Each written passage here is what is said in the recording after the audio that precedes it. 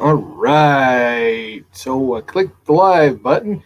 Sorry, I'm 2 minutes behind. I was looking at pictures of holsters on one of the Facebook groups I'm on. 2 minutes behind. I was looking at pictures of holsters on. And we'll pause that. Sorry about that. As you can tell, it's late at night, so my brain's already fried. Anyway, I thought I'd just kind of come to you folks with a shorter little update on the holster stuff.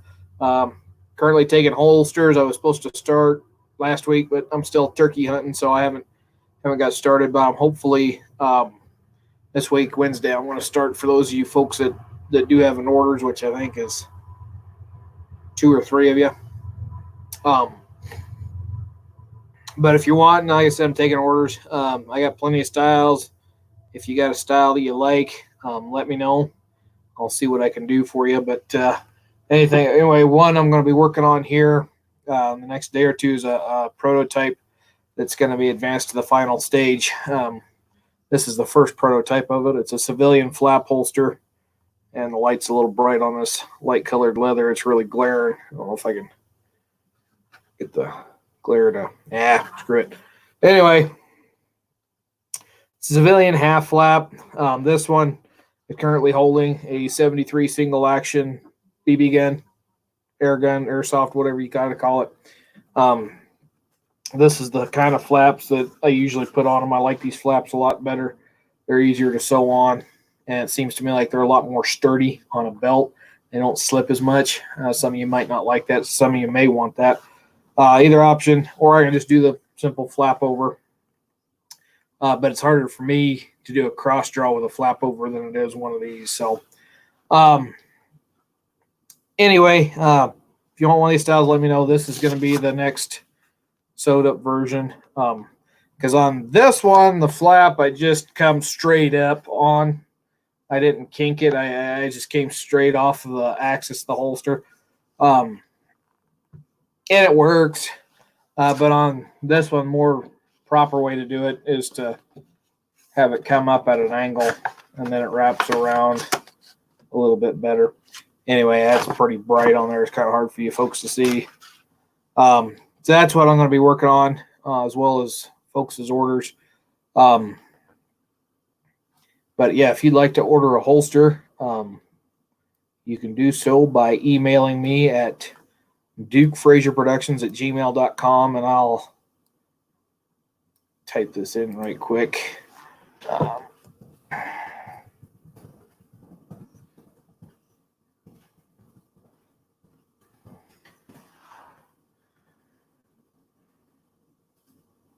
Now if I can find out where I'm at. So anyway, yeah, I put that email up there. Sorry, I'm reading the chat on StreamYard and the chat over on YouTube. There's about a 2-minute lag on. So 357 Bullfrog says hi 357. This is the one I wanted to put up there. All right, so that email right there, that's the email you use to place an order. Some folks have been placing orders through Facebook. That's fine. I don't care. Somebody tried to place an order through Instagram. I prefer not to take orders through Instagram because that's one more damn thing I got to check on a daily basis. So right here and on Facebook, that's fine. Not my private Facebook on the Facebook fan page, which if you go to my main channel page, it's one of the little dots up in one of these corners over here somewhere. Anyway, that's how you can place an order. And I make them for, well, you all know what I shoot most of these Captain Ball revolvers, but make holsters for Captain Balls. I tried to make one for a double action, I guess it'd be Colt Detective size Smith & Wesson. I'm not sure what size Smith & Wesson. It's the Taurus 856 size equivalent. Tried making a holster for one of them, kind of an inside the waistband, and it isn't working out all that well. But anyway, yeah, if you want a Western style holster, just send me an email. I got triple loops, I got double loops, I got Slim Jims. Speaking of Slim Jim, let me grab another Slim Jim. And the half flap holster is technically a Slim Jim as well. But let me show you the other Slim Jim I got. And this is one of my personal ones that I keep. The only personal holster I've got. That's Purdy. So if you're looking for a Slim Jim style for your 73 single action, got that covered too. This was a style holster I was going to drop because I really didn't care for it. And the only thing it really fit was a Remington. Well, I stuck this 73 single action airsoft in there. And it fits like a champ. Now this style belt loop, this is the fold over style. This is a cross-draw holster. This works very well on a very thin belt. That's what I usually wear on my waistband. But for me to get that 3-inch, if you want to wear a bigger, heavier belt, I've got to go to, well, that really washed out. I've got to go kind of that style of belt loop.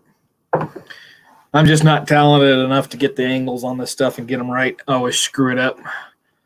Or end up getting it wrong, and the holster sits backwards. So instead of sitting like this on your belt, it sits like this. But anyways, I thought I'd just bring you that little chat. Now, I do have a bunch of holsters that are in stock because, like everybody, during this coronavirus pandemic, things are a little bit tight.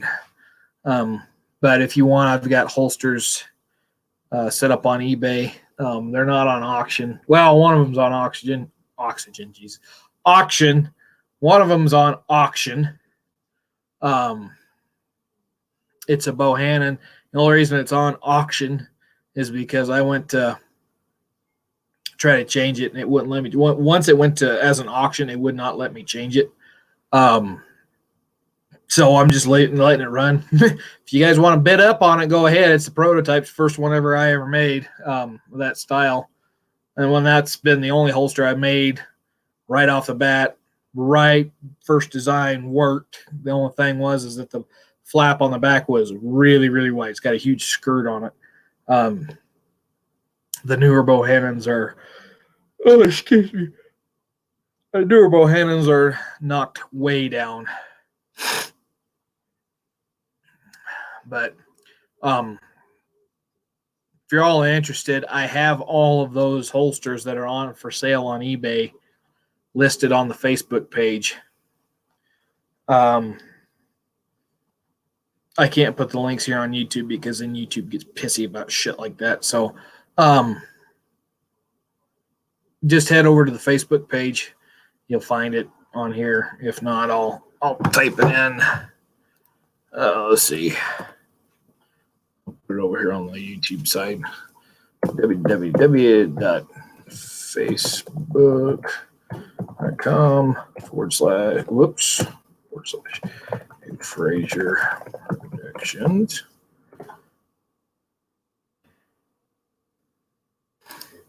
And that should work. It's going to take a few minutes here for this to get popped up here. Yeah, all the holsters on eBay are listed on there if you're interested. And there's a couple of them that are being watched. Damn, that was quick. There's a couple of them that are being watched pretty close. Had one guy ask me several questions on the matched pair for the 51 Navies.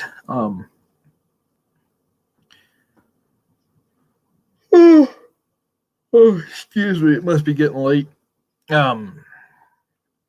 Anyway, yeah, if you're interested in a holster, if you're looking for something Captain Ball style, check out the eBay sales. Unfortunately, you're going to pay a butt ton when you buy it through eBay. I'm not going to lie to you. You're going to get screwed. I'm getting screwed. But I got to get them rolling. So I put them out there where hopefully they'll get sold. one of the holsters is already sold. I put up there. It was one that one of the viewers had ordered, and I don't know what happened, but I couldn't get a hold of him on Facebook anymore. And I put it up there, and I hate to sell it, so I put it for sale. He got it. Thankfully, he saw it listed on one of the pages, and he was able to get his holster a little bit late.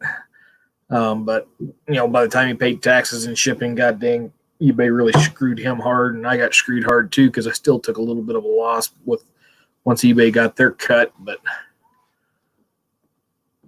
I guess it is what it is. But yeah, if y'all got any questions, it says there's 6 of you watching, so there's 6 people that were not doing anything better with their time and came over and watched me. And I know I probably look terrible. I haven't had a shower since day before yesterday. Or yesterday. I don't remember. It's too damn late to think. But hopefully tomorrow I'll get my turkey and then I'll take a shower and then we'll get to making holsters in a couple days. I'd start making holsters tomorrow, but I've got one of my great uncles, my last great uncle on my grandmother's side. Her last brother passed last week. His funeral service is tomorrow in Missouri. So 1, I couldn't go, and 2, we got this whole coronavirus bullshit going on, so couldn't go anyway, if we did want to drive all the way out there. But they're doing it online, private family service. So that's what I'm doing tomorrow, and then the memorial service on Tuesday, and that's why I'm starting holsters on Wednesday. But I'm still doing my turkey hunting in the mornings. I got a bag of bird before I have to go back to back to work. Get tongue-tied. I got to the end of the month to bag my turkey. Any viewers out there, if you've bagged your turkey, chime in there. If not, hopefully you get one soon. Dad and I, we've got 2 spots we like to hunt for turkey that are over the counter. In Colorado, there's in the spring, there's the draw, and then there's places that are over the counter where turkeys are a little bit more populated. I didn't draw. Dad didn't put in for the draw. I didn't draw a tag, so I wound up just getting it over the counter. And here, if you get an over the counter and draw, you can get 2 birds. That's what I was hoping for. But I just got the over the counter one this year, so I just going to get 1 bird. And the one spot we really, really love to hunt, there's a feed lot right next to it. It's state land. Open to the public. Everybody can go down there, but it's a goddamn far out of the way. Not a whole lot of people do. I think I've seen 1 set of boot tracks in there besides ours. The big problem with it is that right next door is a big feed lot, and I'm not talking small feed lot. I'm talking about 1 mile, and this is just a guy's ranch feed lot. This ain't a big meat processing feed lot. This is a ranch feed lot. So it's pens, just 1 trough. That trough is about a mile and a half long. And we're talking pens, good sized pens. There's quite a few of them there. Anyway, this guy feeds a lot of hay and he feeds a lot of grain. The reason we know that is because it's the place we shot our turkeys last fall, and they all had, distiller's grain in them, which is a common feed for cows. So the guy still got cows in there. He's still feedlotting, so guess where all the birds are at? They're in a spot where they've got water, they've got trees to roost in, and they've got an all-you-can-eat buffet. And there's probably 200 to 300 turkeys in that 1 mile stretch. Now, in summertime, they disperse out. Feedlot's empty. But them goddamn birds are all on the wrong side of the fence. And being that's a 200-mile drive, round trip for us to go there, we went down there once. We seen what was going on. We decided to opt out of going back the way everything is. Although the price of gas is a lot better. It was better now than when we first tried it. We were still paying close to $2.50 a gallon then. So we tried our second favorite hunting area. And I think everybody and their dog's been going down there morning and evening because the amount of foot traffic that was been through there is astounding. But the turkeys are in there. See their tracks. You can see where they drum at with their feathers, drag their feathers through the ground, and strutting toms. See where toms have fought. And you can hear them gobbling on the other side of the river, which is outside of the state public land. But they just cannot connect with them in the on the public side. So we wound up getting a friend of ours, neighbor friend. He has a piece of ground which is just about a 10-minute drive from where I'm sitting now. Hell, not even that, more of a 5-minute drive. He was kind enough to tell us we could hunt turkeys there, and he's got quite a few birds. So Dad and I are hoping, fingers crossed, we're going to connect tomorrow. Now, on this spot, and I'm not going to say where it is. I ain't going to say who owns it either, but this spot, the guy has a large, what I would call a Boone and Crockett turkey. I'm hoping I see him tomorrow. If I don't, if I wind up shooting another bird, I don't care. I'm more in it for the meat, but that Tom, if I see him, oh my God, he's got a beard that must be, that long. When he jumped out of the tree, we seen him. We was walking in. Second day we hunted there. And some geese stirred him up. He got gobbling. We walked in and we found the tree he was gobbling out of, and we set up maybe 100 yards away because I like to give him a sporting chance. And when he flew out of that tree and he hit the ground and stood up, that freaking beard was dragging the dirt. I know he's a big bird. He's an old bird too. But what was funny was, by the time he hit the ground, I'd been doing a little bit of real light clucking and yelping, yelping, the hen yelp. When he hit the ground and the hens hit the ground, that's when I let out one more of a little bit louder yelp. That turkey had no interest in my yelping whatsoever. That bird just did not care. And what I noticed was all the birds, they'd yelp and purr and cluck in the trees, but as soon as their feet hit the ground, they shut up. He didn't gobble. The hens didn't make a noise. And we went back later that day, and I took the call with me, and I clucked and purred a little bit, and I was just, doing light, instead of the mouth call, I was using my pot call. I was just doing real light clucks and purrs, and couldn't hear nothing. Nothing gobble, nothing cluck back. And we thought, damn, turkeys have went off somewhere else in the field. And then I seen one walk on the edge of the field. I told Dad, I said, you know what? I said, the private land, nobody else is going to be hunting here.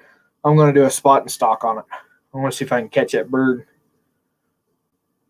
So I took off after it. Well, it heard me coming through the grass, so it ducked down into the trees. I think it was a hen anyway.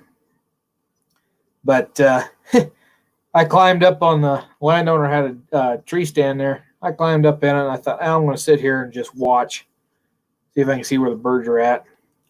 And I sit there for, maybe 10 minutes, and I was just kind of clucking and purring real light. I wasn't loud. I was more just kind of practicing just to myself there, real light. And I look over, and where Dad was at, where I left him at, we had stretched one of those tarps that's got all the cuts in it. We used it for duck hunting blind. It's a mesh tarp type thing anyway. We had set that up on a string between two trees. I look over, and there's a freaking red and blue head. And I mean, I couldn't see the body, but I could see that red and blue head popping through the trees. That's probably why they tell you not to wear red and blue when you're out turkey hunting. And I seen that, and I'm sitting there thinking, God damn it, if I had stayed put, I'd have had my bird. And then I look, and I'm like, well, damn it, Dad's sitting there. Why don't he shoot? And of course, Dad's, he claims he was just looking at his feet. I think he was asleep because he's head down like this. Next thing I know, I'm sitting there to myself, shoot him, Dad, shoot him, Dad, shoot him. I'm about ready to freaking fire my shotgun to get his attention. Dad finally sees him, and I think he got in such a hurry because once he popped his head up and looked and saw the bird, dropped his butt and stuck his head up like, what's going on? And Dad was sunk so far down in the chair he couldn't get up over the blind to shoot. I think what he did is he popped the gun up and either undershot or overshot him. They just say the bird got away. Got a good education. But, yeah, I had that bird at 20 yards in front of Dad, and he missed. I don't know if I told you all that story before or not. Oh, well. You can hear it again. So, anyway, looks like we're down to 5 people watching. But if y'all got any questions or anything you want to ask, go ahead and pop them out there. We'll run this for another 15 minutes or so. Like I said, if you're interested in buying some Slim Jim, I got some right here. The 51 Navy style holsters. These are just simple plain holsters. I've got right hand cross draw, left hand cross draw. Now, if you're right-handed and you want to be like cavalry draw, you want the left hand cross draw. So like this one here. This one is a prototype that I screwed up when I punched it from my stamp. I don't know if that picture got put on the eBay or not, but just wear it on your right side. You can do your cavalry twist. I've got that one. I've got my big flap holster walker. It's up there listed for sale. I got a couple of the 49 pocket models up there going.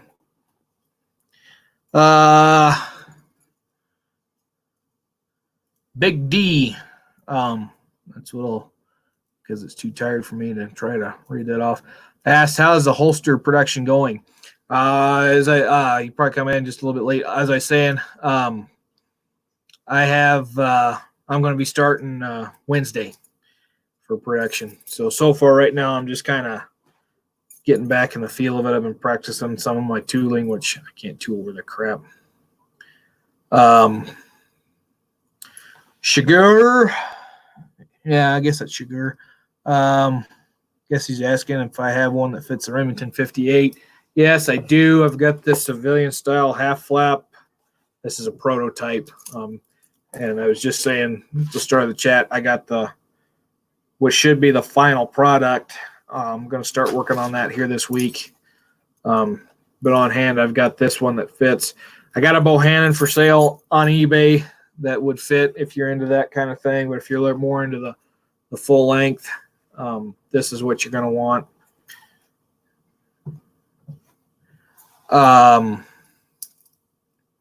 Big D says, have you done any more Cheyenne 3-loop holsters? I'll pop that up here. Yeah, I've got one of those on the eBay too. And these will also fit the 58 Remington, but they're a little bit later style. This one is currently listed on eBay. It's dusty. I live in a very drafty house next to a big dirt field right now. So these might be a little dusty when you get them. Just happens. This one's currently for sale if you want a black one. Now, this one does have my mark on it.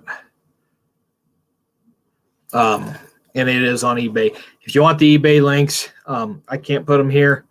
But if you go over to the Facebook page, which I'll try to remember to put a link down here at the bottom. If you want to go to the Facebook page, all of them are listed on the Facebook page.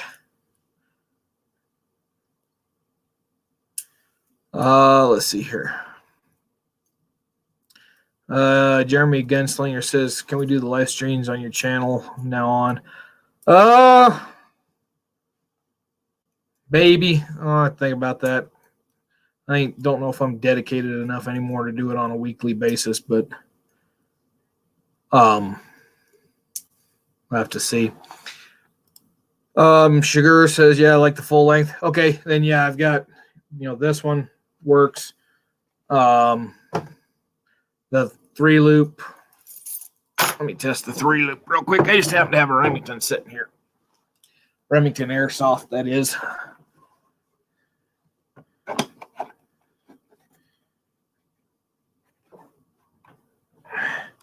Okay. So this is a 58 Remington Airsoft. And it fits pretty good. The trigger guard sticks out a little bit. That's because this thing's got an 8-inch barrel. This holster is made for a 7.5-inch 73 single action. But it does fit. And then it also fits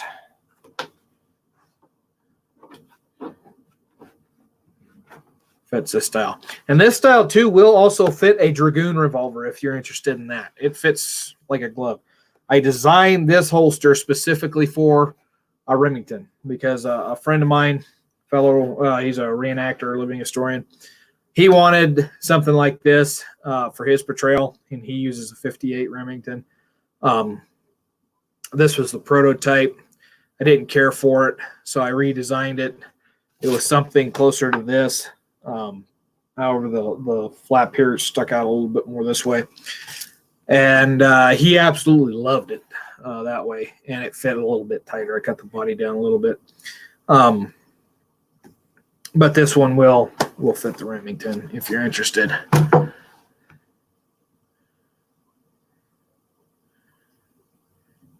Yeah, and hey, Ralph. Ralph got one of my Cheyenne loops, and he uses that 1875 Remington. It's what Birdie calls the Outlaw. A buddy of mine, he has one in 38 Special. We fit to this holster, and it fit just right. I don't know if I can copy and paste a link to the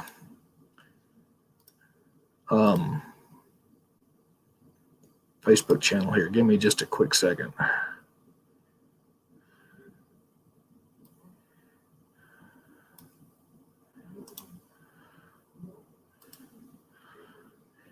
All right, now I gotta find that. Whoops, I need to do that, and then I need to do this. I don't know if this will work or not, guys, so bear with me. Yes, okay, there's the link to the Facebook page. So if you take that link to the Facebook page, should be listed right there.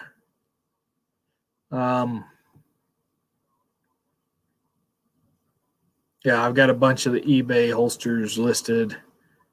You might have to kind of look around a little bit, poke around. Let's see. Bear with me here. I'm still looking at the... Yep. Okay, there's the Bohannon. There is the triple loop. And then if any of you are shooting the pocket models, I got the Colt style pocket models. I have them. I have two of them for sale too. One's blemished, so it's a little bit cheaper. It's buried at the bottom of the box, so I'm not going to dig it out right now. But what happened with it being this blemished is it had a stamp where they stamped it at the factory, and it wasn't just a place. It was something that they did a digital 8 and a digital 4 stamp. I didn't realize it was there until I got the holster sewed and I was dyeing it, and I turned it over to look at the back, and as soon as that dye hit it, it just stood out like a sore thumb. And I was, shit. So, yeah, I've got that one. If you're interested in any pocket models, any out there have a little pocket model you want a holster for. See, Ralph Perez says it will fit the 72 open top as well. Yeah, and I don't think I have. Yeah, I do. Where did I put it? It's in one of. Is it still in the safe? I got a Richards Mason over here somewhere. I can't remember if I put it back in the safe or not. It'll fit that too. That seems like to me the open tops would fit a little bit loose. No, never mind. Not on the triple loop. Sorry, like I said, I'm tired. It's late. On the civilian flap, the open tops fit real loose, but these ones should be an okay fit. Look here. I've got a 1860 Army Airsoft that are getting ready to go back in the safe. So there's an 1860 Army Airsoft. So if you got one of them, And being this accepts the ejection rod on the 73 single action, it should fit an ejection rod on one of the open top design styles. Something I'm going to be offering here in the future. I need to get a little bit more practice in with it, but something I think about offering is some spot work. Please keep in mind when I start doing this spot work, it's not going to be cheap work. These spots are kind of spendy and they take a lot of time and patience to get them to look nice.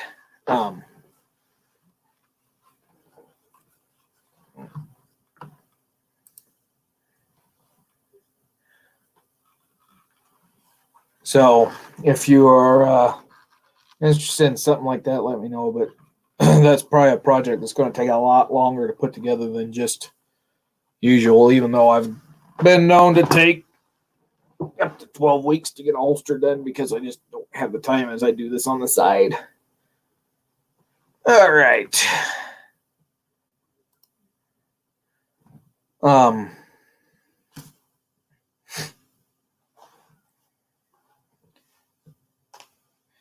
Oh, and if you do buy something off of eBay, it says 3 to 5 days for shipping. That depends on when I get to the post office. And I try to avoid going to the post office. I've been trying to avoid going to town as much as possible. Something I did on a fairly regular basis, but now I do it even more so. I'm kind of getting to be like Ted Kaczynski. I just want to stay away from people. Although I shouldn't say that now because they're going to think I'm going to send out suspicious packages. No, I've been doing a lot of, besides turkey hunting, I've just been watching a lot of stuff on Netflix. I think I got everything on Netflix watched except for the Tiger King. I ain't watching that bullshit. Sorry, I was trying to read off the chat here and see if anything has popped up.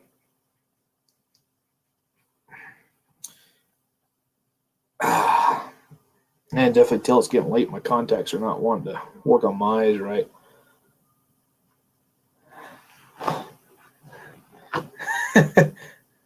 Well, Ralph is laughing. It hasn't popped up on the StreamYard yet. I assume he's laughing about the Ted Kaczynski joke. And for those of you that don't know, go watch the hell is that documentary they just had? Docudrama, I should say. Oh, God. The hell is that called? Manhunter. It's got the guy that played the cripple who turned into the blue guy on the weird planet with unobtainium. The hell is that movie? Shit. About the blue people. Stood real tall, had extra fingers, and their ponytails had this weird looking tentacle thingy that wrapped into other little tentacle looking thingies and kind of remind you of I'm not gonna go there. The hell, Avatar. Yeah, the main guy in Avatar is in this one. I just can't think of the hell the name of that show was. Anyway, I watched it. It's I think it was a miniseries. Really, really good. If you ask me. That, and then there's the one on Waco. That was really good. Waco was really good. I like that one. Except at the end, they had the FBI crying like, oh my God, we killed these people. In reality, they were like, well, they're out of the way. But I will give them credit. They didn't make the ATF to look out like heroes. They made the ATF to be out there, they made out the ATF as the disorganized, dysfunctional government-backed criminal unit that it is. I shouldn't say that too loud, especially when I deal with guns, but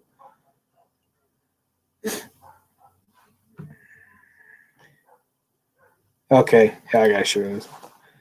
Ralph, you and I have the same sentiment. I didn't even have to watch the show to come up with that conclusion. I was like, I seen that popped up there. I was like, is that something I want to watch? And then I just let it play its little clip there at the beginning, and it's like, no freaking way. Not going to happen.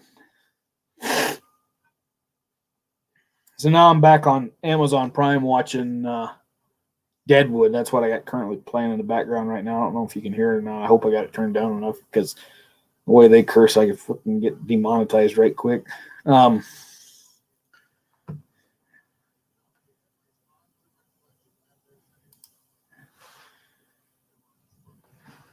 But they just don't make good, wholesome entertainment anymore. You know, you can watch shit like that, but they don't have MASH on there unless you want to pay for it. And god dang, they want a lot of money for MASH.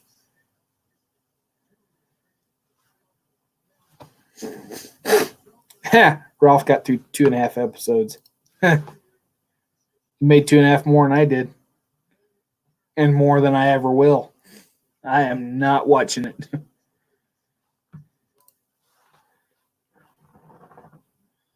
The hell was I watching the other night and I finally had to shut it off? Oh, Game of Thrones. I never watched Game of Thrones before. Had no idea. I knew it was about, Amelia Clark and dragons and there was lots of boobs and stuff in it.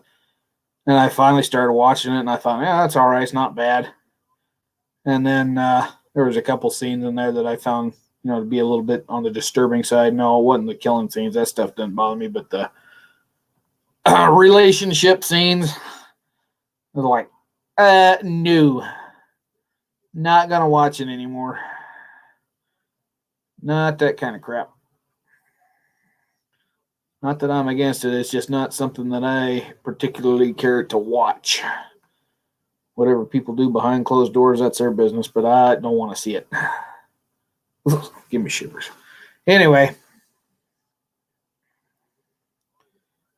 Jeremy says he hasn't seen it. If you're referring to Tiger King, you're not missing much. And I haven't watched it, and I can tell you that. All right, so we've been going for, just a little over 30 minutes. We'll run it for about an hour here. So we'll go till 9:45. Then I got to go to get the dogs and go to bed because I got to be up early to hunt turkey tomorrow. Dad ordered a new turkey blind for us, pop-up blind. So we're going to pop that up along the river tomorrow. Because every time we see the turkeys early in the morning, they like to run the road along the river. It's not a county road; it's just a little road to drive around the property on. But they like to run up that early in the morning. Go up to a field in the north which doesn't have anything planted on it. I don't know why they go to that field. And then they kind of work their way back to the other side and over to an old onion field. But we're going to see if we can catch them early in the morning. If not, about noon, they like to come back down into the trees and start cooling off. Tuesday is supposed to be rainy, so we might just try to catch them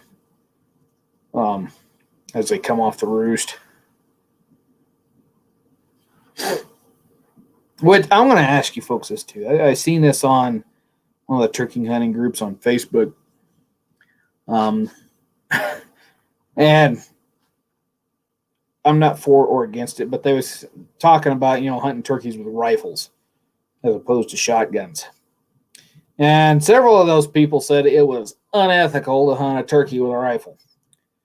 I don't know about you, but I'm pretty sure that when a turkey is shot in the head, it doesn't matter what it is, rifle or shotgun, it's going to be deader than dead once that bullet passes through its brain pan or that shot passes through its brain pan. So I don't see what's so unethical about hunting with a rifle. Last year, here in Colorado, in the spring, it's shotgun or bow only. In the fall, you can use rifle, which can be 22 mag and up. You can't use 22 long rifle, but you can use 22 mag if you want. Anything up above that, you can even use a 50 cal if you wanted to. Don't think you'd have much bird left after you hit it with a 50. Was it Glenn Campbell shot that one with that Sharps carbine, and he was pretty well chawed, as John Wayne said.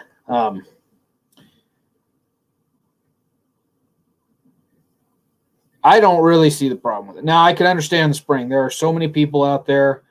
It's not a ethics thing. It's a safety thing. There are more people out there in the field first opening day of turkey season than there is for a lot of other seasons.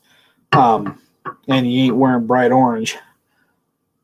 So I don't know. I really don't have a problem with it. I can understand the spring not having a rifle, like I said, but in the fall, when I went turkey hunting last fall, I'm pretty sure I was the only one in that area hunting turkey. There weren't any boot tracks. There was no tire tracks. Nobody was parking in the parking lots. So I parked in the parking lots, and then we went out 2 weeks later. You could still see my tracks where I pulled up and parked in the parking lots. Nobody had driven over those tracks. So I know nobody had been out there. Yeah, we found my boot tracks. Nobody had stepped in them, and I was walking on a couple of heavily used trails. But I don't know.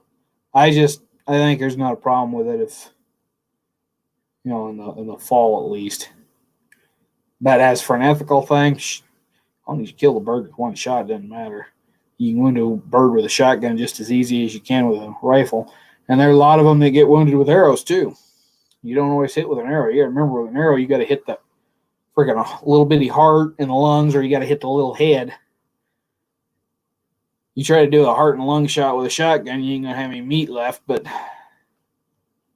I don't know. That's my opinion. Of course, the way I shoot a bow, I can't hit the broadside of a barn if it's painted purple. I've missed my freaking target that's this wide by this tall and hit the barn behind it so many times I've ruined my 6 arrows or my 12 arrows that I bought for it. I got to buy new arrows. I've got 5 right now that work, and they don't work well enough for me to be able to justify to take that bow turkey hunting like I'd wanted to. So we're going to use the old shoot gun. As Justin Wilson would say, I got the semi-aromatic short barrel carabiner.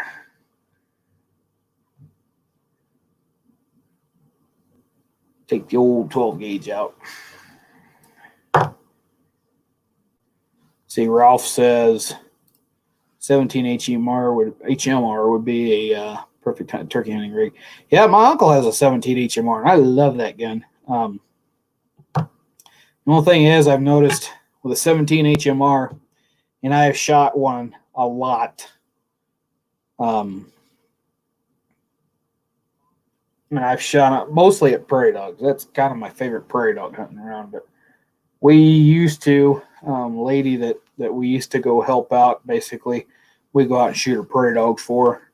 She'd call us and tell us where there was a town pop up, and we'd go out and shoot them. We'd sit for 2 days on a town and shoot prairie dogs. I think I shot, the last time I went up and shot for her, I shot 100 dogs in a day. Because she didn't let anybody else shoot them. So we'd go out, and in one day we'd take out most of the town, and there'd be a few stragglers left, but we'd really knock them down for her. But anyway, that 17, shooting it that much, I noticed that with the Hornaday, I think it was a Hornaday. Yeah, I'm pretty sure it was a Hornaday. With the Hornaday bullets, you had to pretty much resight the scope with every box of ammo. Because once you change boxes, there was something about the bullets, different powder or something. It would throw the zero off.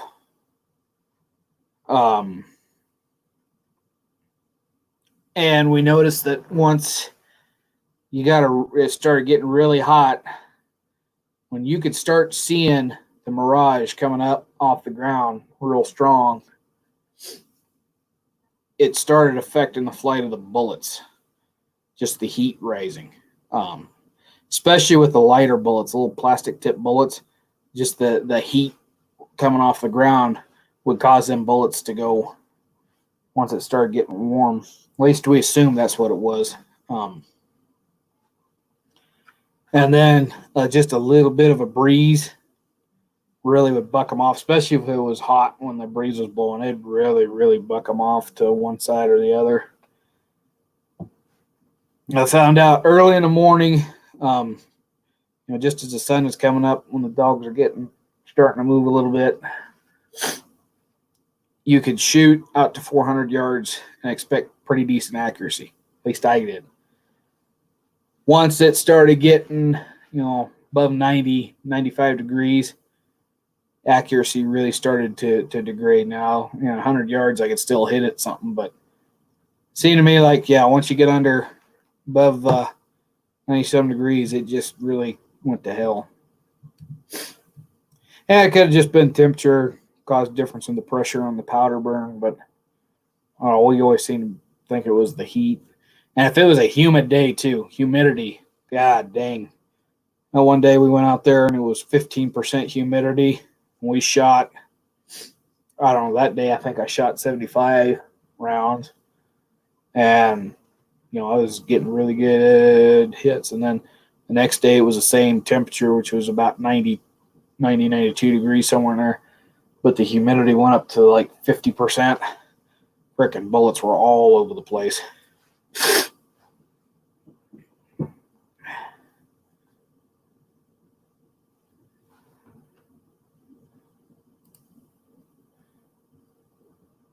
And Jeremy says 50 caliber round ball. Yeah, here in Colorado, I think you can use up to 50, but it has to be in the fall. If you're using a solid ball, it's got to be done in the fall or late winter season.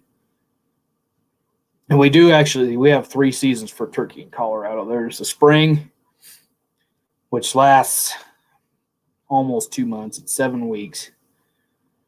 Then you have the fall, which does last 2 months. It runs from the 1st of September to the end of October. And then in December, you have the late used to be called the winter season. But that one is for 2 units, which form the 2 units are, I can't remember if they're in 1 county or 2 counties. But anyway, those units would easily fit into the area that Dad and I like to turkey hunt, which is 150 miles south of us or so, 100 miles south of us. So not a lot of area. And then you're only limited to private land, which is a very, very, very small section of that. So I don't bother trying to put in for the fall hunt. Besides that, it's draw. So the late winter hunt. Fall hunt is, excuse me. Fall hunt is, if you draw, it's unit specific. You're stuck to just one unit. In the over the counter though, in the fall, I can go almost anywhere up in the mountains. And then I've got the little southeast corner of the Colorado where I live at. Unfortunately, the spot Dad and I are hunting now is outside of that. We'd have to get a draw in it for the fall, so we're not going to be able to probably hunt that in the fall. I don't think I'm going to waste my preference point for the fall hunt. I'm going to save it for the spring. Hoping next spring, if I can draw and get my over the counter, I want to get a Rio Grande and a Merriam. Dad and I are hunting Rio Grandes this spring. We shot last spring. We shot a couple Merriam hens. Then the fall here, you can shoot hens, and where we were shooting hens at is where that spot is with 300 frickin' turkeys. So we needed to do something to help knock down the population down there, because them turkeys eat themselves out of house and home. The amount of coyotes that are down there, though, is amazing too. I don't know. I don't remember if I know I didn't tell us this story tonight, but the first day Dad and I went on this piece of property real close here, it was more just kind of a scout and hunt. We thought we'd walk around. If we saw a bird, we'd shoot it. We really didn't. We didn't go out real early. We got out, I don't know, about 6 o'clock, which was half hour too late to be there before sunrise. Anyway, we got out. Birds were already out of the trees on the ground. And we kind of pilled around, looked to see where we could find out where they were staying at. Well, anyway, we finally found a spot, and we looked over, and about, 500 yards out, we could see a bunch of toms. And this group was toms and jakes. There weren't no hens, because they all were fighting and had their tails up. So Dad and I put a little stock on them for a little bit, and we thought, now we're going to get in a spot, and we'd call them up. I'm still practicing with a mouth call at this point, which I'm still not very good at. But anyway, I put the mouth call in. I'm doing a trying to purr and doing a little cluck here and there. And these jakes just ate it up. They were coming in strong. Toms are right behind them, but the toms are still flipping their tails and fighting each other. And the jakes are just like, oh, we got to get over there. So the jakes come running. They get about 100 yards out, and they're kind of looking around because they're in the trees now, and they're trying to look to see where I'm at, me and Dad are at. And Dad was watching them. I was actually watching behind us, so nothing come up behind us. And Dad said, they kind of stalled a little bit, so I kind of the purring and the clucking. Once I got into 100 yards, I tried to do more clucking, but I'm sitting there looking over my shoulder, trying to see what I can see out of the corner of my eye, and something over here moves. And I look over, and there's a damn coyote. He's looking at me, and I mean, he is looking at me. He's like, there's a damn hen in there somewhere. Can't see her, but she's there. Anyway, I'm sitting there watching, and they're thinking, if I shoot this coyote, fucking birds are gone. Oops, excuse me, I shouldn't. Sorry.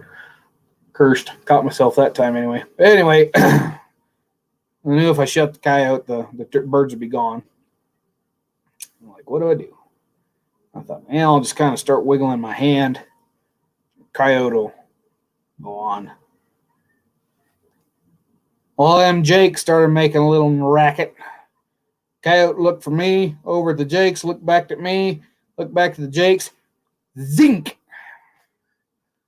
And within a minute and a half, Dad's and I's dreams of being tagged out on the first day that we went onto this piece of property went up in a fluff of feathers as this coyote went through them damn birds.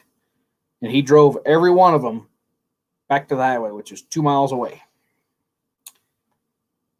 So Dad and I decided we'd had enough of that. We left for the day.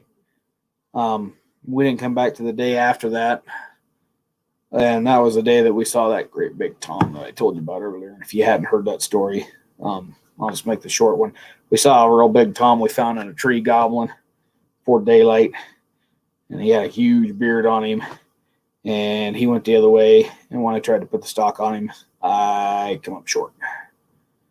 And then later that day, Dad missed another gobbler. Well, he was quite a bit younger. He had a shorter beard, but he was past the Jake stage. But what amazes me is once those birds, I think because there's a lot of coyotes down there, and there's some bobcats. We saw bobcat tracks. The landowner has game cams. He said he's seen the bobcat several times on the game cams. The coyotes down there are just outrageous. And Colorado just banned coyote calling contests, so bastards. Anyway, coyotes are out of hand. And I think what's happened is that those birds have been predated on so much by the coyotes and the bobcats and stuff. I think they've learned to just kind of keep their mouths shut. Keep their mouths shut, then the predators don't bother them. Which doesn't do us any good because we don't know if they're coming, going, or what they're doing. When they're still in the tree, though, God, they are vocal. That day that tom flew down, I mean, all them hens were up there going, yick, yick, yick, yick, yick, yick, purring and clucking, and Dad and I had no competition. And as soon as them birds flew out of that tree and hit the ground, zip, not a word. What was real funny was they took off behind this little building that the landowners got down there, and it's so close to the river that this building is on stilts. So Dad and I thought, well, when he sneaks around on the backside of that building, we'll just run over here to the real thick brush. We'll go behind that and head him off. Damn bird stayed out there in the stilts where he could watch us too. Then we watched him breed about every bird that he had with him, all 9 of them, and I think he pretty well bred them all twice.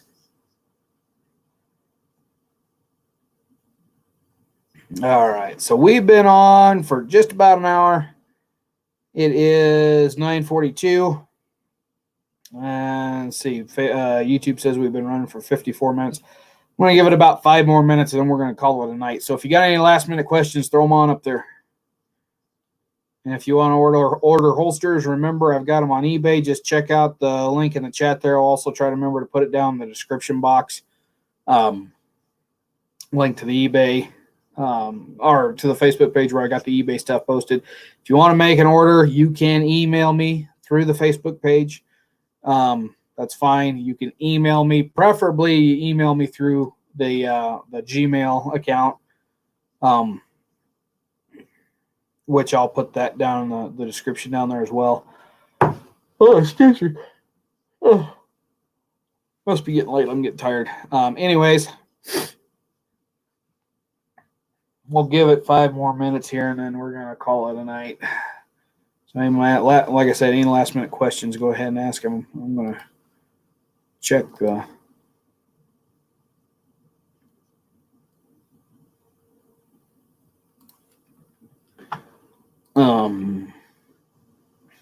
Let's see here. Trying to see.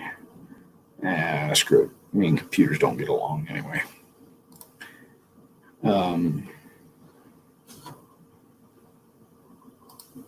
One thing I will add on the holsters. Kind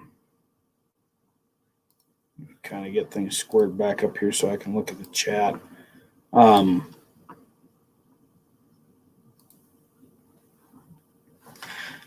Any holsters that you order that are not currently made, whatever's on eBay, eBay pays out to my PayPal, but ordered holsters have to be paid for by PayPal. I'm not doing personal checks anymore because one, they get lost in the mail. That puts your finances at risk.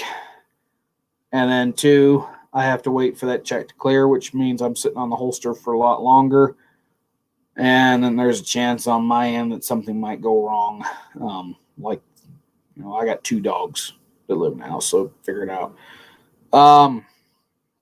So yeah, all payment has to be done with PayPal. It is due upon notice that it's ready to ship. Once I send you a notice it's ready to ship, it's due. My policy is I will sit on a holster for 90 days. At which point, once 90 days have passed, if you haven't paid for it, I don't have a shipping address. So if you haven't paid for it, it's going to go on eBay. And then if you decide you want to buy it then, well, trust me, eBay likes to screw everybody because I lose 10%. I have to charge 10% more through eBay because they take 10%. And on top of that, they collect taxes for whatever state you live in. And then you got the shipping fees on top of that. So it's not so bad when you got a $60 holster, but when it starts getting up there in the $100 range, it starts to get a little spendy a little fast. And if something happened, Facebook, it happens. There was a gentleman, I talked about this earlier. Whatever reason, Facebook wasn't letting me get through to him. And I wound up putting his holster on eBay, and thankfully he saw it. So he did get it, but he got eBay kind of screwed him over. I feel bad about it, but it happens. I just hope he's happy with it. Because that holster was beautiful. God, I did not want to let that holster go. Oh, it was so beautiful. It was fancy, a little bit fancy, but it was beautiful.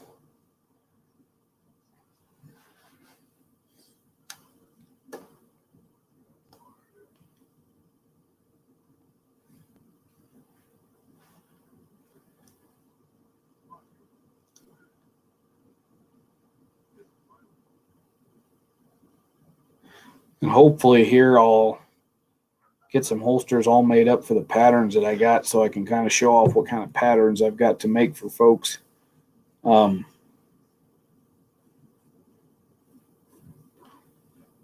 love to be able to just, make random ones, but 1, I don't have the time to all keep doing that. And 2, I hate to make a holster and then have it sit and never sell, because to me that's just wasted leather. Although I've wasted a lot of leather on practice stuff, so me and tooling are not getting along. I can do a basic border stamp, but that's about it. Speaking of tooling, I'll just go grab one right quick.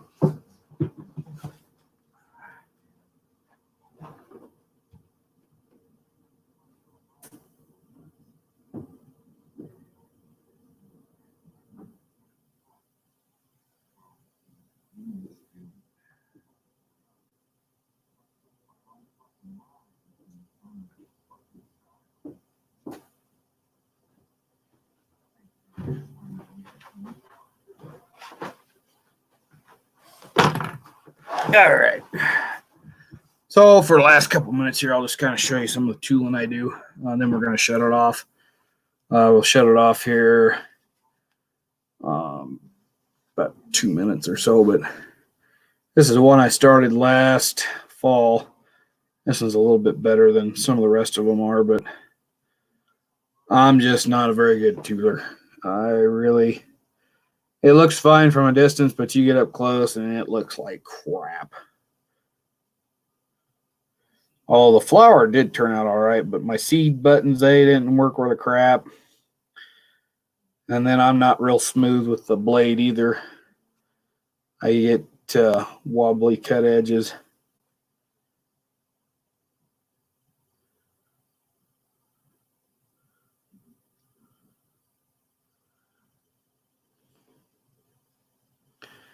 Yeah, this one is... Yeah, the flower didn't turn out too bad. I kind of like the flower on it, but the rest of it, like I said, I'm not too impressed with.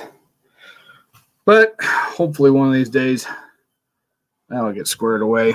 And this is the second thing I tooled.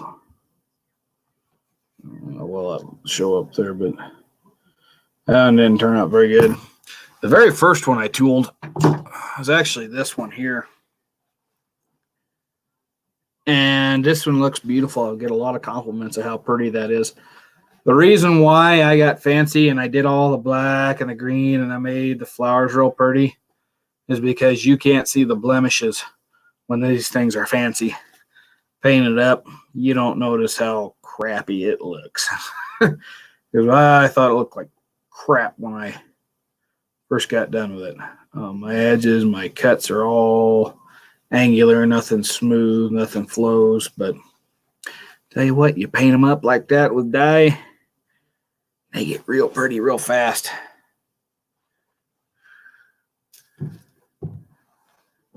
One problem is that cost me a lot of dye to get them colors that I'll probably never use in selling anything. All right, it is 9:50. We haven't had any comments here in the last few minutes except for Mr. Jeremy, who, by the way, if you don't know Jeremy, he is our moderator. He does have his own YouTube channel. Go ahead and go check that out, Jeremy Gunslinger. I think all you got to do is click on his icon or something over there. It used to be that's how you had to do, but anyway, check him out. He's our moderator. Like I said, he's been on the chat before. Anyway, we're going to sign it off there. So I hope everybody stays safe, stays healthy. Got one last minute question here. I'll answer that and then we're going to shut her off. Big D says, any shooting videos coming up? I'm not sure. I'd like to. But the way everything is, at my range that I shoot at, I have to buy NRA membership, and then I have to pay my range dues. So for 1 year's worth of shooting, it's about $65, $70. I don't know if the NRA jumped their prices again or not. I have not renewed this year for two reasons. One being with the whole Corona thing. A little bit of lag. I'll pop that up there. With the whole Corona thing, can't really afford to just blow that money for the shooting range. And two, I'm not very happy with the NRA right now, to be honest with you. I'm not happy with Wayne Lapierre and what he's been doing with funds, my funds, your funds, for those of you that are members of the NRA. I don't think that the money that we pay in dues should be used to buy him suits or buy him fancy dinners or fancy hotel stays. I think that money that you and I pay, the $35, $45, whatever it is, should go to fighting for our rights. And it's just not happening. The NRA is not doing the job that we've been paying them to do. So I just don't justify him doing that. So I took my $35 that I usually spend on NRA funds membership. The money I'd spent for that, I put into Ducks Unlimited this year. And if you're an avid hunter like I am, I haven't done it in a long time. Last year is the first year in a long time that we'd went hunting. And that because when I was a kid growing up, we never went to public lands. Grandpa always had friends, local friends, that we could go hunt on. And when he was no longer able to hunt, my uncle and my dad, they knew the people that he knew. So he was able to maintain it slowly, though they got whittled away into leases, hunting leases. And so we lost all of our places to hunt on private, save for my friend and neighbor that let us do our turkey hunting this year. We've not hunted on private for a long time. I think the last time I had gone and done much of any hunting was when I was still in college, and that's pushing 10 years ago. So last year, I got the bug in my butt. There's a state wildlife area right next to where I work at. Dove season came up, and I thought, screw it, I'm going to go dove hunting. My supervisor at the time, well, he wasn't not my supervisor, but he was acting my supervisor at the time. He's new to the area, and he wanted to try to get into hunting, so I went and bought my hunting license. And then he, never had the time to go, but I finally said, to heck with it, I'm going to go. I started going dove hunting, and I thought, thinking, man, go turkey hunting. And so I bought a turkey tag, and then I paid for my dad to have a turkey tag because he thought it'd be nice to go turkey hunting, and we brought in our turkeys, and we had so much fun doing that. We said, to hell, let's go duck hunting. We've never done that before either. Never had duck hunted in my life. Now, my dad had when he was younger, before they put the ban on lead for duck hunting. So that was a long time ago. After they put a ban on lead for duck hunting, they quit duck hunting. So we went duck hunting last year. We got a real good education. I spent a lot of money on decoys. We only brought home 6 birds. Well, I take that back. We brought home 6 ducks the entire season and 4 geese. And you know what? I had more damn fun just bringing in that few handful of birds than I'd had in a long time. And that's kind of where, my transition from doing YouTube videos. Usually in the months where duck season and a lot of these hunt seasons go on is the months that I was taking time to go up and do the YouTube videos. So, long story short, I cut back on videos last year just because it was taking up so much of my time. It was taking time away from my family, and when I rediscovered hunting again, put it that way, I decided that I wanted to spend more time with my family out in the field hunting. That's what I love to do, is to hunt. So I took my NRA membership and I put it into something that I believe in, which is, Ducks Unlimited. I wish they'd come down here and spend a little money on us down in this part of the state, but you know what? I'd rather they get it than it go to somewhere else, because I know Ducks Unlimited is going to put that money to use somewhere, help duck habitats. So that was my long-winded story. We was going to end 6 minutes ago. But as to, whether or not I do any more shooting videos, I don't know. And the way YouTube's been, that's the other reason I've kind of cut back, is just that YouTube is just been real tough on the gun channels. That, and I was getting tired of buying, $200 and $300 guns just to go shoot for a video, and then they sit in the safe, like safe queens. So actually my black powder collection, I'm probably going to reduce down. Probably going to knock down the black powder collection here in the future. I got some friends that are wanting to get into it, so I'm thinking about maybe selling some of that stuff to them. The ones that I'll keep is the stuff that I'll use for reenacting. I'm a living historian. That's what I do for fun, besides hunt. Hi, Mama Murphy. Mama Murphy says Jeremy Center. So, welcome. Let's see. Big D. And Big D, I'll be honest with you, I do miss doing the shooting videos. I had fun doing that, but it was getting to be a pain in the butt. It really was. Sugar says YouTube isn't what it used to be. That's the absolute truth. I'm still going to do videos, yes. I'm not giving up by any means. It's just not going to be like it was. In fact, I've got, on my hard drive, I've got a bunch of videos I just need to put together. I got one on the 18, the model is the 1889 lever action. That's the cheap one that Mike Bellevue also has a video on. And like I say, I love that shotgun. I absolutely love that shotgun to death. I don't think you could get a better gun for the deal. I'll granted it's got sharp edges, it's got a little few hang-ups, but oh my god, I just love that shotgun. I'll do videos in the future. I'll put it that way. I just don't know when. And I've been thinking about doing some hunting videos. I was thinking about, and I talked about this on my last chat, I was thinking about starting a new channel because we was going to do some farmsteading around here. On the garden, we was going to put in some poultry pens, turkeys, chickens, maybe ducks and some geese. Well, the stimulus check after it paid my bills didn't get very far, so that all got nixed. So we're not putting in turkey and chicken pens this year. We're not going to be buying any birds. Hunting videos I'd be glad to do, but we got turkey season. I didn't ask permission to film on the little piece of private that we've got. I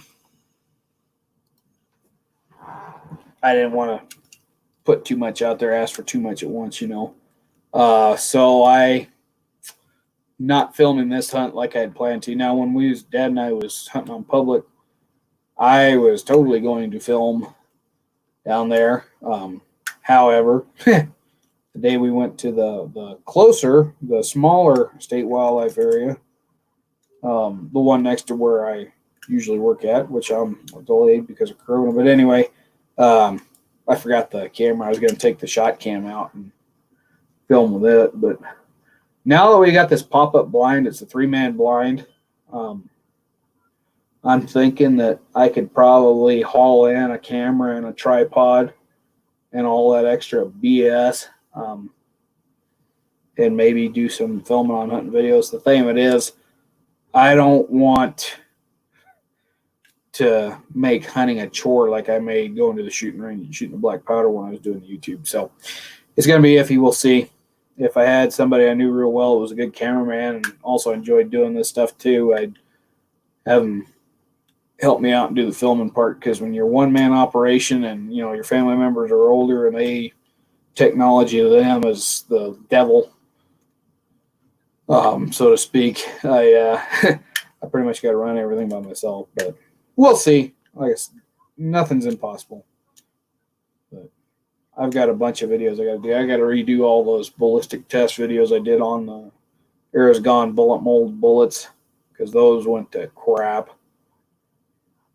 Can't believe that I should have never published those videos after I found out that was a screw up, but they're out there.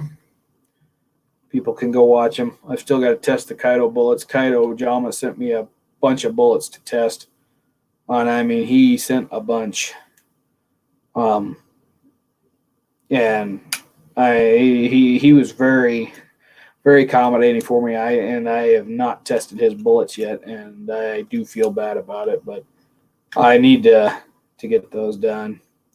And, we still got the 1878. Got to find some ammo that it likes or doesn't like, which I think I realize what the problem with that is now, and it's not a simple polish a chamber and it's going to be fixed. It's find a machinist to remake a certain part. We might talk about that though in a live chat. But anyway, all right, I'm going to read through the comments here right quick, and then we're going to call it a night. Okay, so last one, Sugar, I remember reading that off. YouTube isn't what it used to be. Right, it isn't. Big D, your audience doesn't understand how much time it takes to make those videos. Yeah. I thought I was doing real good. I could go out and film for 2 hours in the morning at the shooting range, come back home, and then, spend an hour to 2 hours of video editing. If I film 2 or 3 videos in the morning, that takes 6-7 hours editing. Then you got to render it out. That takes forever. And if things get screwed up, you got to start and do it all over again. It's getting to be a pain in the ass. But anyway, it does take a lot of work. And I put a lot of work into it, and I don't know. I just didn't get back out of it what I had hoped. I said I wasn't doing it for fame or fortune, and I wasn't doing it for fortune because I never got paid for it. But I think I was looking a little bit more on the fame side than I thought I was. Another reason I kind of backed off. But the big reason was that family comes first. That, and I got a niece that's getting just old enough to be out there with us hunting. First time I went squirrel hunting with Dad, I think I was 5.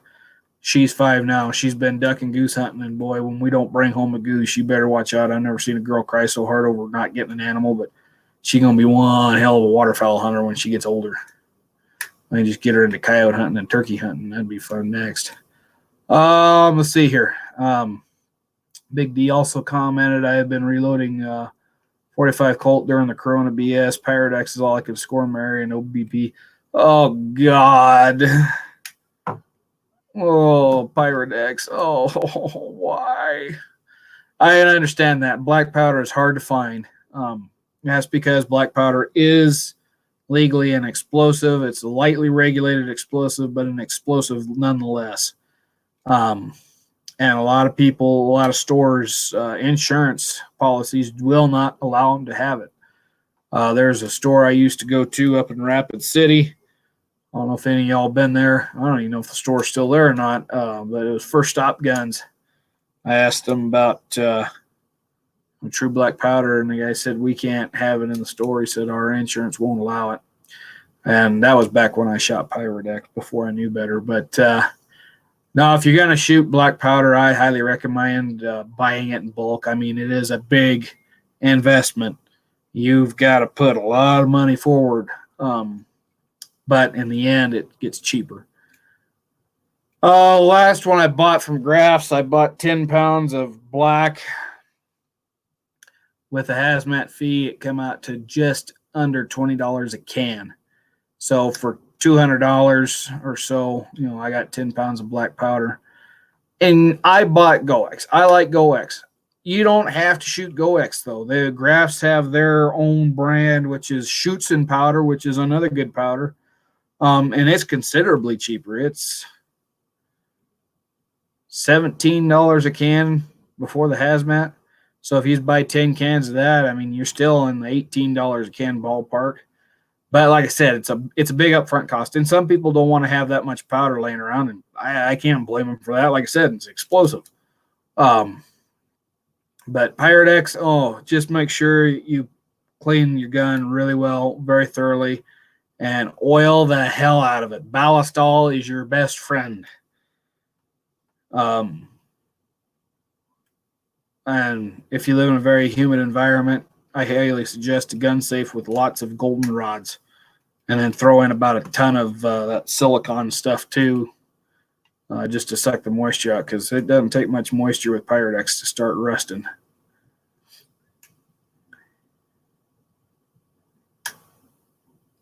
Big D says he's in Phoenix, but no. Dang! Even in Phoenix.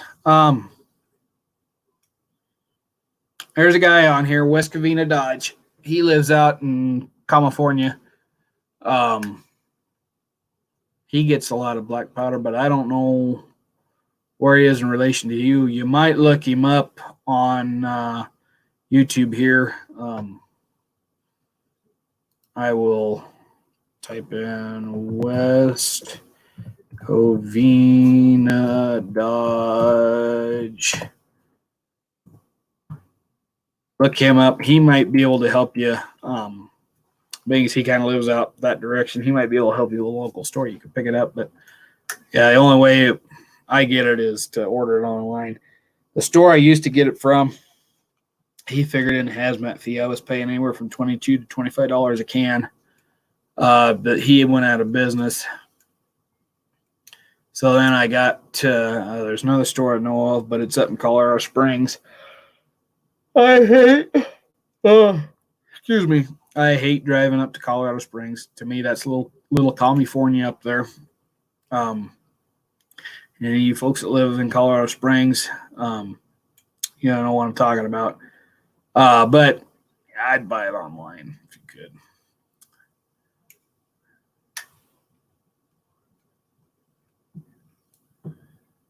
Hey, and then Pat Putnam shows up just as I'm getting ready to shut down. I guess I'll go a little bit longer than I anticipated.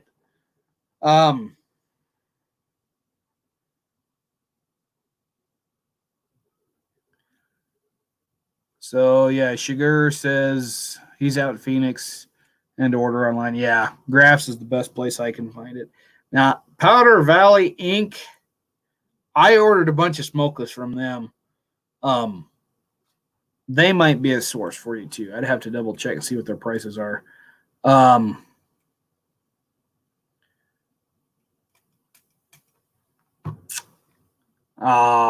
do another video. Somebody remind me the next live chat we do to check up on Powder Valley Inc. to see what their prices are. But yeah. Oh, and yeah, Big D just commented Bass Pro does not have black powder. Don't buy it from Bass Pro. I feel bad because I got a relative that works at Bass Pro and she's, big up there in Bass Pro. But last time I did find black powder at Bass Pro, it was $40 a freaking pound. They charged you a hazmat fee per pound for every time to ship powder. So don't get it from them. Like I said, Graphs, GRAFS.com. I think that's what it is. Or just look up Graf and Sons. But it's GRAF and Sons. They're a good one. Powder Valley Inc., like I said, I think they've got black. The thing with Graphs is they get so many bulk orders, it's kind of hard to get them. Pat just listed Buffalo Arms.